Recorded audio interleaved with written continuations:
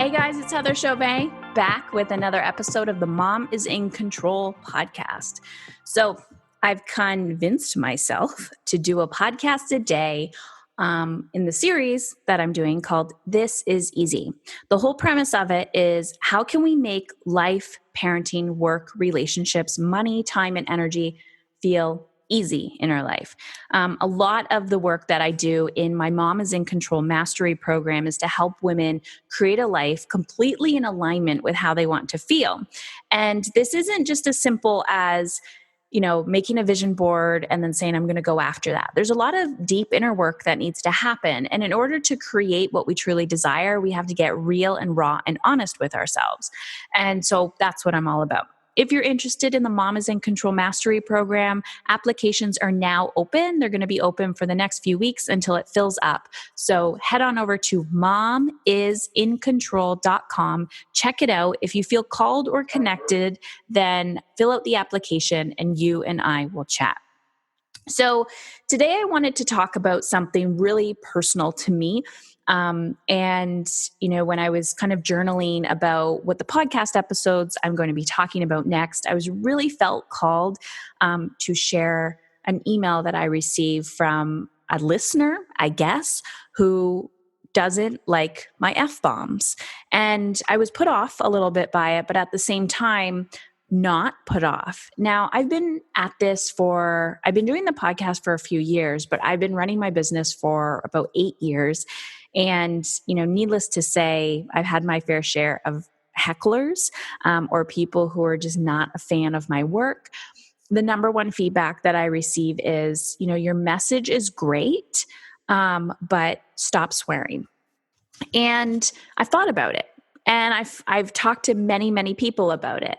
And the truth is, throwing in an F-bomb here or there is my true nature. It's who I am. It's in my DNA.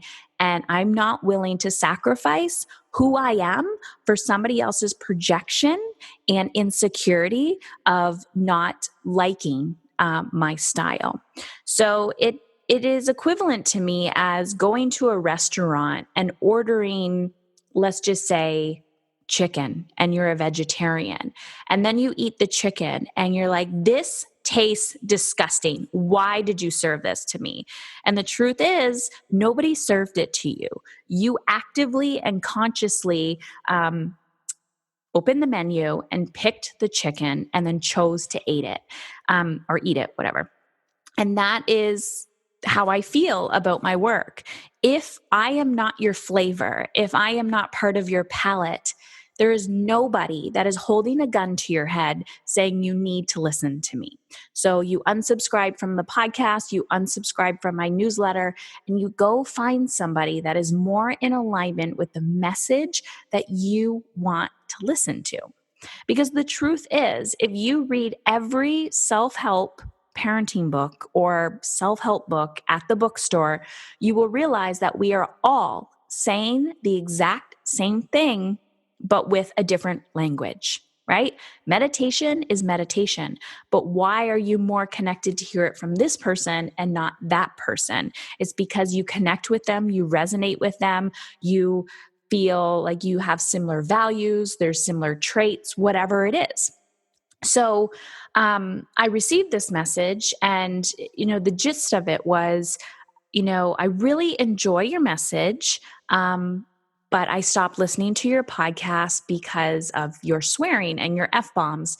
I really look forward to a change in 2018. And it was very passive aggressive. And I don't know if she's listening. And if she is, hopefully it's a wake-up call to you that, I'm curious of how angry you are in your life that you feel the need to project your anger onto other people. And this is what happens because it took me a really long time previously to get to a point where I didn't take things personally. But now I see it for what it is. And I see that those people who project these things in our lives are hurting. And, it's a call out for help. But at the same time, when you're being passive aggressive or aggressive and projecting your anger onto other people, they're not going to be so responsive and warm and welcoming and say, I see you're really struggling. Is that why you think I'm a bitch? No, you're going to be like, screw you. I'm not talking to you anymore. And then you're going to run away. It's the law of attraction. It's how science works, right? North and North are going to butt heads, but South and North will come together. And so if you are approaching a situation in a more loving, compassionate way, you're going to get a more loving and compassionate response than if you're being aggressive. That person is not going to respond in a loving, compassionate way. And this is something I've really been working on in my life. And it's not that I respond in a aggressive way. I just don't put any attention towards it. So I just kind of let it go. And I'm like, great, I'm not your person. You're welcome to unsubscribe at any time. But I, at this point in the game, I'm not willing to engage in what's really going on? Because I think that's something we all need to ask ourselves when we're triggered and when we're reacting towards something. So when I was writing in my journal and I said, well, what am I going to be talking about today? And I wrote down disconnected with ourselves and the world. And it brought up this story of what I just shared with you. And then I looked for, quotes. I love quotes about being you. And Maya Angelou put, you may not control all of the events that happen to you, but you can decide to not be reduced by them. And then, of course, there was other quotes. Oscar Wilde says, be yourself, everybody else is taken. Quotes are beautiful, and it's easy for me to tell you a quote and to say, oh, just let it go. But what do you do in that moment when you are absolutely triggered and you can't let it go?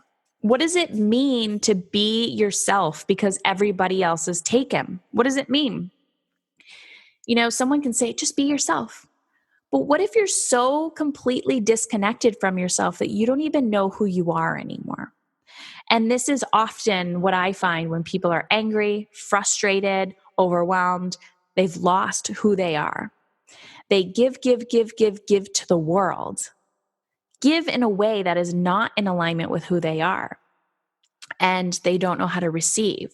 And when you don't know how to receive something, you become very angry, resentful, and feel depleted. And then you start projecting onto other people of, oh, must be nice to have all that stuff. Oh, must be nice to have sleep. Must be nice to, have that money. Must be nice to have that energy. And when you're giving off this projection of, like it doesn't feel good to be on the receiving end of that when someone's like, oh, must be nice. And you're like, you know what? It's fucking nice. It was really hard to get to where I am. So if you are that person and you find yourself being triggered throughout the whole day by people, and you still have this need to attack those people and go after them and be like, you know what? I don't like your blonde hair and I don't like your teeth and your skin color triggers me. You have issues and you need to deal with those issues. And you are part of the cultural problem of disconnect. So the antidote for this is connection. How can we see ourselves in those people that we are triggered by? What is it within them what is it that they are igniting within us? And how can we feel more connected to ourselves? And so this is why I'm a huge advocate for meditation and mindfulness and exercise and creating space for yourself and journaling, even with the excuse of I don't have time. Well, you don't have time, but you have time to be a huge bitch and project your negativity and anger onto the world. How is that working for you? You just spent 1 hour yelling and screaming at somebody. What if you spent that hour going for a walk or a run or writing in your journal or meditating? We have time to do the work. It's the conscious choice to say, I'm done being angry. I'm done being miserable. I'm done feeling so disconnected from myself that I have created a disconnect with everybody and everything in my life. And I'm going to be honest, when Maya Angelou says, you may not control all of the events that happen to you, but you can decide not to be reduced by them. Being able to read that quote and say, I understand this, I get it, takes a lot of work.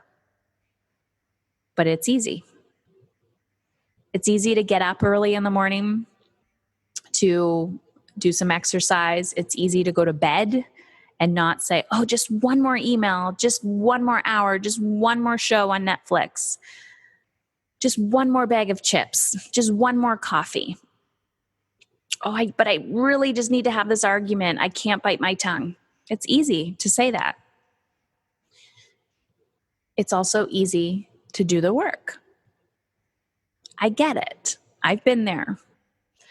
And being on the other side, for the most part, I can see the freedom that happens when you are committed to investing in yourself. Tomorrow, I'm going to be talking about investments, resources, and assets as you. You are the investment. Your time and your energy are your resources, and your assets are who you become, and your skills and your resilience. The reason why that came up for me is because women have a really hard time investing in themselves. And when I say women, I'm totally stereotyping and generalizing. It's so much easier to invest in our children and to say, oh, I will invest thousands and thousands and thousands and thousands of dollars in their education, but I won't do any of the work myself. And I'll project all of my fear and insecurities onto them. And I will hope and live vicariously through them and hope that they become who I was not willing to become. So today, another kick in the pants. I'm on a kick in the pants streak. But I think sometimes we need to hear this. We need to get rid of the filters. We need to get rid of the masks. And we need to realize that in order to become who we want to become in our lives, we have to stop with the bullshit and the projecting and pretending that, Heather, that guy, he's really an asshole. It's totally legit for me to say that to his face or to call him out on it. And I get it, but it's also okay for you to take responsibility for your reaction. Because if you do the work on yourself, as Mother Teresa said, love and change starts at home.